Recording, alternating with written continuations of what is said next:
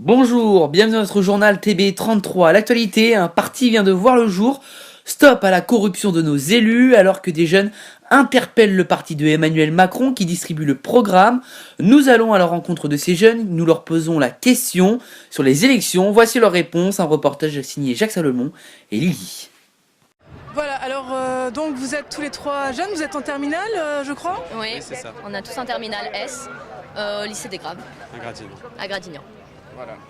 Et aujourd'hui vous vous posez la grave question de savoir qui est-ce que vous allez voter d'ici quelques semaines. C'est ça.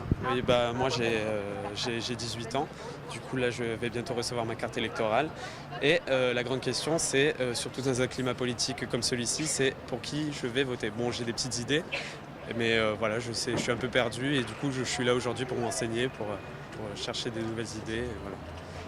Bon moi je peux pas assister cette année aux élections présidentielles parce que je suis née en juin et donc ça se passe après.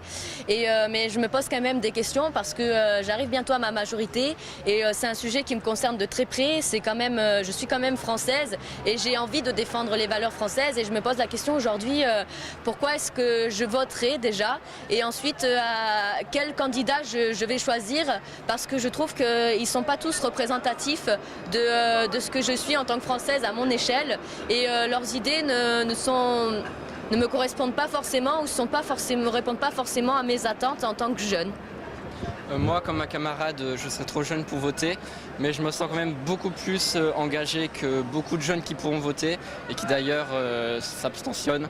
Et je pense que c'est très important que les jeunes de nos jours s'engagent, montrent qu'ils sont là et qui montrent aux plus vieux qui maintenant règnent en politique que bientôt il va y avoir une alternance et qu'on n'accepte plus les mêmes personnes et qu'on a besoin maintenant de nouvelles personnes fraîches avec de nouvelles idées.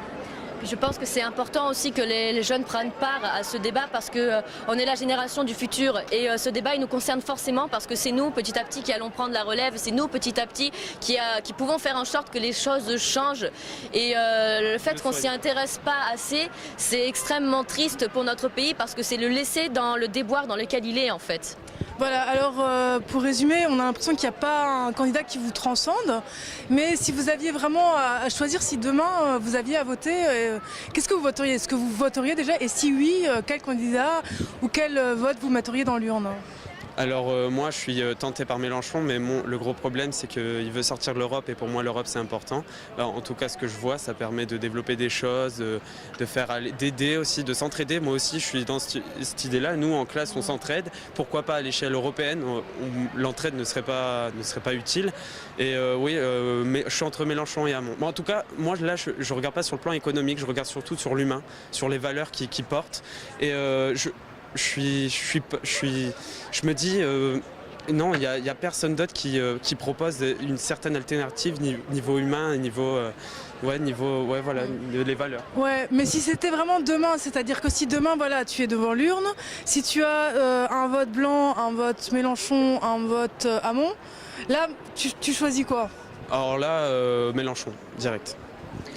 Moi je sais pas trop. Non, moi je peux pas voter, je sais pas trop, j'avoue que c'est hyper difficile pour moi parce que certes je vote de gauche parce que je suis pour le social et je suis pour qu'on s'entraide entre humains mais c'est vrai que Mélenchon je suis pas d'accord aussi avec sa politique de sortir de l'Europe parce que je pense aussi que c'est en regardant les pays, les améliorations qui se passent dans les pays à côté que nous-mêmes on peut se remettre en question et Hamon il a un programme intéressant qui notamment j'avais attendu le fait qu'au niveau des salaires il proposait un salaire universel et je trouvais que ça pouvait être une alternative. Si je devais voter aujourd'hui, je dirais Mélenchon. Moi c'est Mélenchon sans hésiter. Parce que c'est le seul candidat qui propose vraiment des mesures de gauche écologiques, avec sa transition écologique qu'il propose, et qui veut s'appuyer sur l'humain, qui veut représenter les valeurs de la France qui ne sont pas celles de l'économie, des banques, du système, mais qui veut proposer une assemblée constituante où c'est vraiment avec des mesures démocratiques les hommes, les citoyens qui peuvent proposer des choses. Merci. Je suis tout à fait d'accord. Ah, merci. De rien. Et je pense franchement que les jeunes devraient plus s'engager, que maintenant, ce qui est dommage, c'est qu'on vote utile. Là, on a pu rencontrer des militants d'Emmanuel Macron et pour eux, c'est pas un candidat du système, c'est un candidat anti-système qui a fait une révolution, alors qu'on sait très bien qu'il a pu détourner de l'argent de son ministère pour sa campagne, que représente le système, qu'il n'a jamais été élu au suffrage universel et qu'il était un ancien banquier et qu'il va vraiment rien changer parce que lui, son but, c'est de rester dans le système avec ses alliances économiques et donc de favoriser les plus riches. Et je pense que maintenant, il ne faut plus voter utile, il ne faut plus voter pour le moins pire, il faut voter pour des idées. Même si certains pensent que Mélenchon, il n'a pas vraiment de chance, il faut montrer qu'il y a de plus en plus d'insoumis, de plus en plus de personnes qui croient en l'humain, en les valeurs sociales et que maintenant, même les jeunes peuvent s'engager. Tout à l'heure, on était à Bordeaux à une manifestation contre la corruption des élus et il y a de plus en plus des rassemblements. Il y a eu Nuit debout, il y a eu des mouvements comme Podemos, les indignés et maintenant, il faut montrer que on a les moyens de parler, on a des moyens de faire des actions choc et que même si l'abstention elle devrait être prise en compte avec le vote blanc, il faut continuer à voter pour des idées et non plus pour des têtes, pour des beaux discours. Et donc maintenant, voter pour l'humain et pour des mesures sociales et écologiques. Bien, alors maintenant, si vous étiez au pouvoir, chacun, quelle est la première mesure que vous metteriez en place pour améliorer la société ?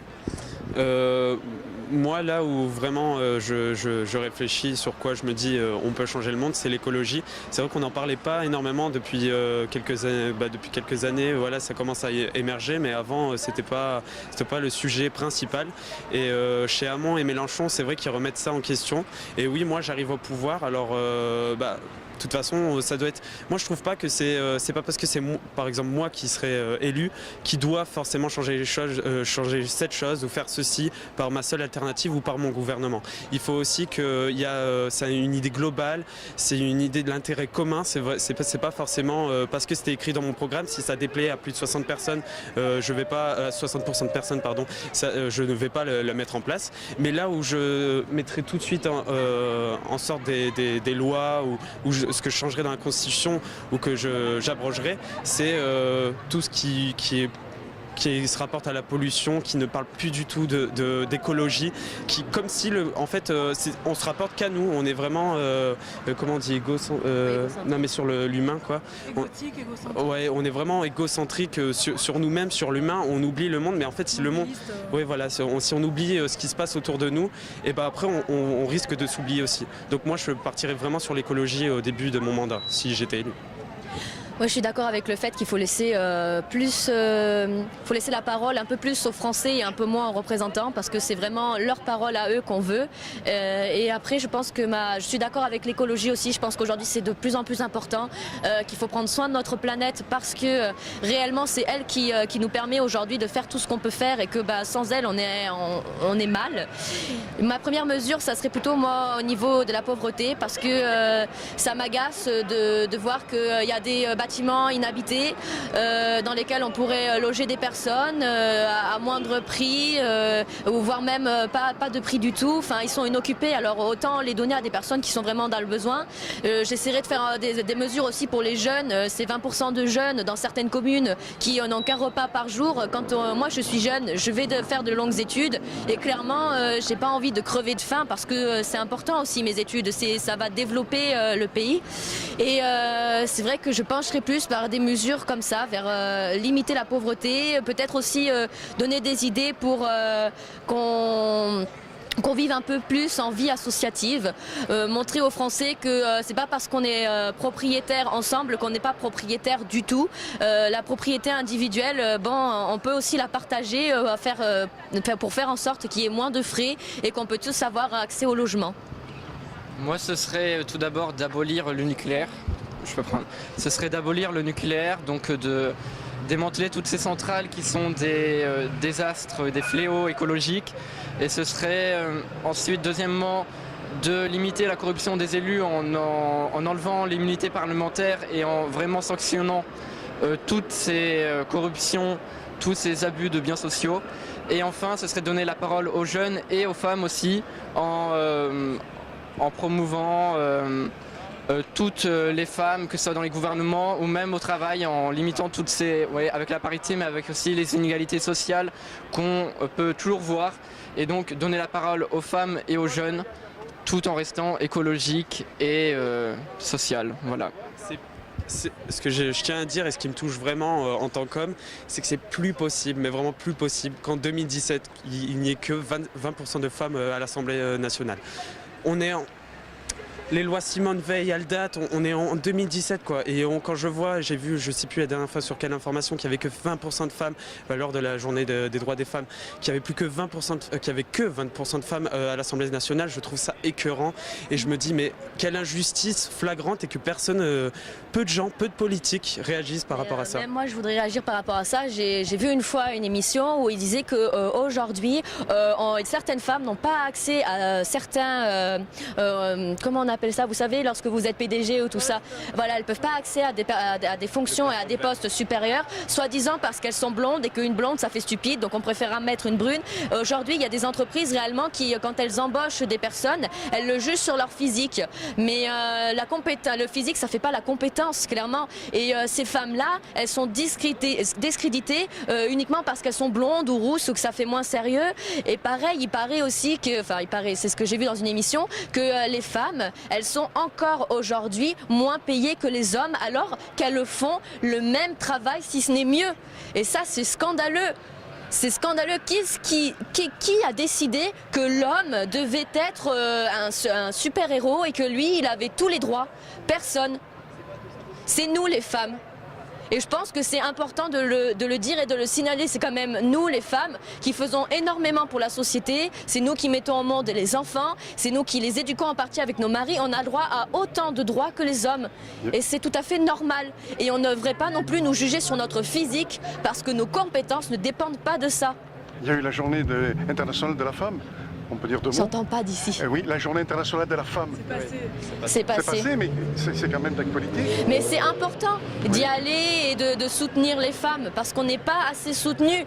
Est-ce que c'est une journée qui va changer les choses? Non, peut-être pas. Mais dans tous les cas, il y a quelque chose aussi qui m'énerve en France et je tiens à le dire, c'est par rapport aux droits parentaux des femmes. Je vois qu'en Allemagne, les femmes enceintes, elles ont tous les droits. Elles ont droit d'avoir plus de congés paternité. Elles ont droit de pouvoir s'occuper de leur enfant pendant 1 an. Et nous, on est résumé à 6 mois à peu près